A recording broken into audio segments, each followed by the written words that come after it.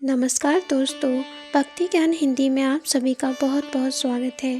दोस्तों, आज इस वीडियो में हम आपको सुनाने वाले हैं होलिका की कहानी।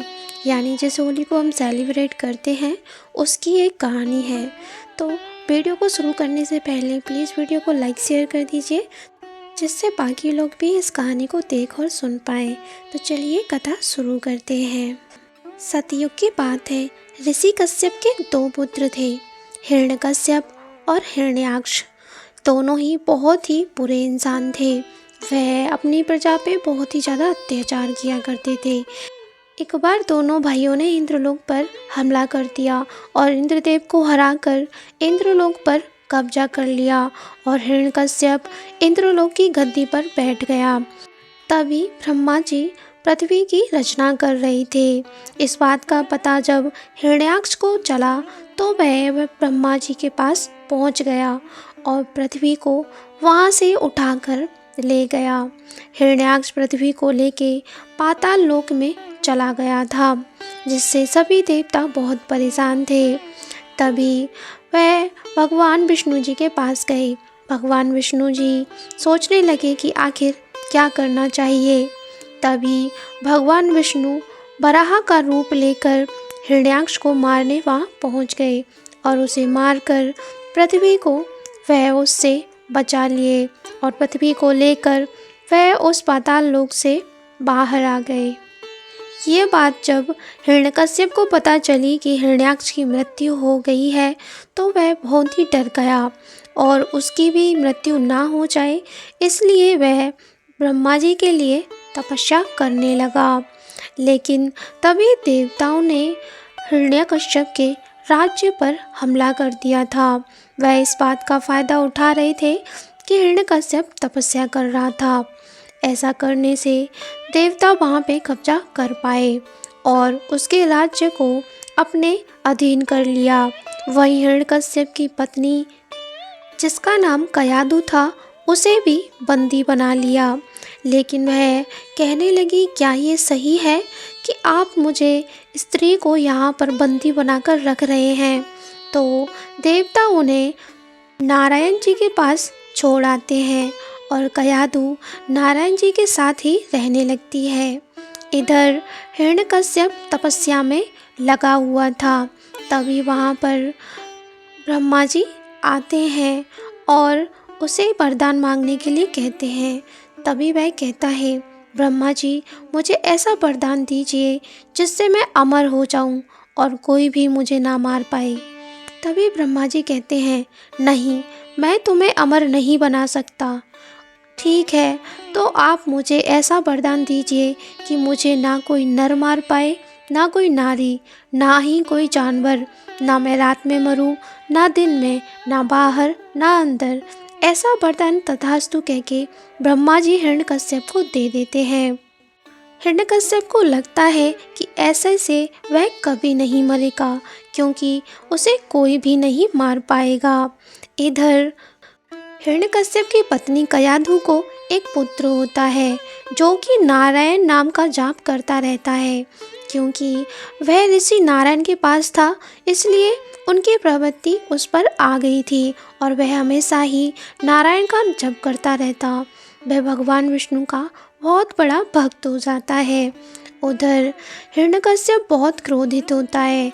जब वो अपने राज्य लौटता है तो देखता है उसकी पत्नी को बंदी बनाकर देवता ले गए थे। इसलिए वह फिर से इंद्रलोक पर हमला करने के लिए वहां पहुंच जाता है और वो इंद्रलोक पर हमला करके वहां से अपनी पत्नी को वापस ले आता है। जब वो अपने पुत्र को देखता है तो वह देखता है कि उसका पुत्र हमेशा नारायण का जाप कर रहा था। तो वह कहता है, पुत्र, तुम हर समय ये नारायण का जाप क्यों करते रहते हो? मत किया करो, क्योंकि इस संसार में एक ही भगवान है, वो मैं हूँ। लेकिन उसका पुत्र उसकी एक नहीं सुनता और वो हर वक्त नारायण नारायण का जाप ही करता रहता है, जिससे हिरण्यकश्यप को बहुत ज़्यादा क्रोध आ जाता है। वह अपने पुत्र प्रहलाद को बहुत समझाता है कि तुम यहाँ पर नारायण का जाप नहीं कर सकते। मैं भगवान हूँ, मुझे ही भगवान मान लो और मेरा ही नाम का जप करो।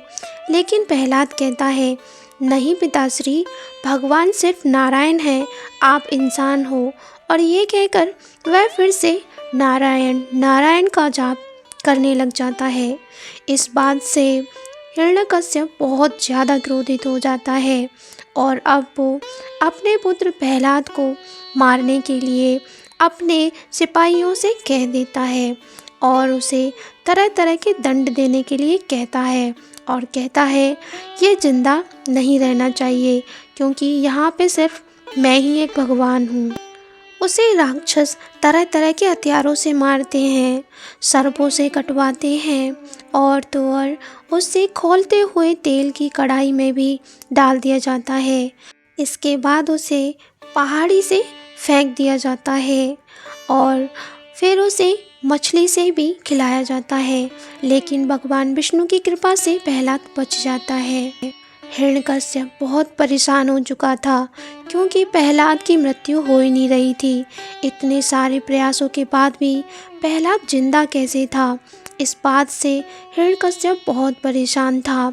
लेकिन वह उसे जिंदा नहीं छोड़ सकता था, क्योंकि वह उसका पुत्र था और वो भी नारायण का जाप कर रहा था, क्योंकि हिरण्यकश्यप नारायण से बहुत नफरत करता था। तभी उसे याद आता है कि उसकी बहन होलिका है, जिसे ब्रह्मा जी का वरदान मिला हुआ था कि वह आग में नहीं जलेगी और जब चाहे आग उत्पन्न कर सकेगी।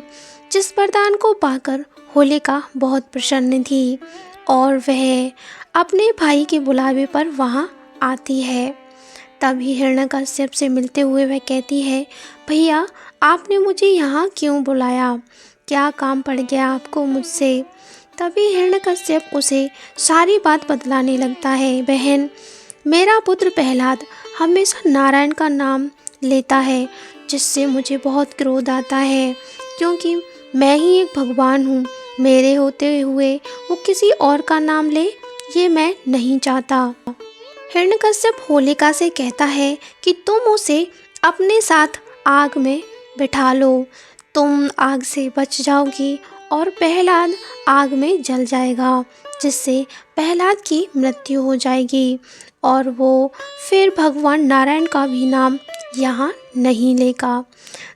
दूसरे दिन होलिका प्रहलाद को समझाने लगती है, बेटा तुम अपने पिताश्री का नाम लिया करो, नारायण का नाम मत लिया करो। लेकिन प्रहलाद नहीं मानता, तो होलिका उसे लेकर आग में बैठ जाती है। लेकिन होता कुछ अलग ही है, क्योंकि उधर माँ लक्ष्मी प्रहलाद की चिंता कर रही थी और कहती हैं, हे प्रभु अब क्या होगा। तभी भगवान विष्णु माँ लक्ष्मी को समझाते हुए कहते हैं, तुम चिंता मत करो, देखते जाओ आगे क्या होता है। तभी हम देखते हैं कि होलिका धीरे धीरे जल जाती है और जो प्रहलाद था वो जिंदा रह जाता है। ये देखकर तो हिरण्यकश्यप आग बबूला हो जाता है और वो एक खम्भे को गर्म करवाता है और उस खम्भे से प्रहलाद को रस्सी से बंधवा देता है और कहता है, अब कहाँ है तुम्हारा नारायण, बुलाओ उसे, वरना मैं तुम्हें अभी मार डालूंगा। क्या? प्रहलाद कहता है, भगवान हर जगह पे हैं, वो तो हर कहीं पर हैं। तभी हिरण्यकश्यप कहता है, क्या इस खम्भे में भी तुम्हारे भगवान हैं? प्रहलाद कहता है, हाँ, नारायण इस खम्भे में भी हैं, वह तो हर जगह पर होते हैं। इसके बाद भगवान विष्णु वहाँ से सब कुछ देख रहे होते हैं और वह कहते हैं, अब तो मुझे अपने भक्त प्रहलाद की रक्षा करनी ही होगी। उधर हिरण्यकश्यप कहता है, यदि तुम्हारे भगवान इस खम्भे में हैं तो बुलाओ इनको, इस खम्भे से बाहर आए। तभी जो खम्भा वहाँ पे था वो चटकने लग जाता है और उसके अंदर से नरसिम्हा भगवान बाहर आते हैं और अपने नाखूनों से हिरण्यकश्यप को घर की देहरी पे ले जाके मार देते हैं और प्रहलाद को लाड़ दुलार करने लगते हैं। इसके बाद वो अपने असली रूप में आते हैं और प्रहलाद को आशीर्वाद देने लगते हैं। तभी जो होलिका थी वो कहती है, मुझे झूठा वरदान दिया गया था, मैं आग में क्यों जल गई। लेकिन सच ये था कि होलिका यदि अच्छा काम के लिए ये वरदान इस्तेमाल करती तो वो कभी ना जलती। उसने गलत काम के लिए अपने वरदान का उपयोग किया, इसलिए होलिका उस आग में जल गई थी। तो ऐसे बुराई पर अच्छाई की जीत हुई।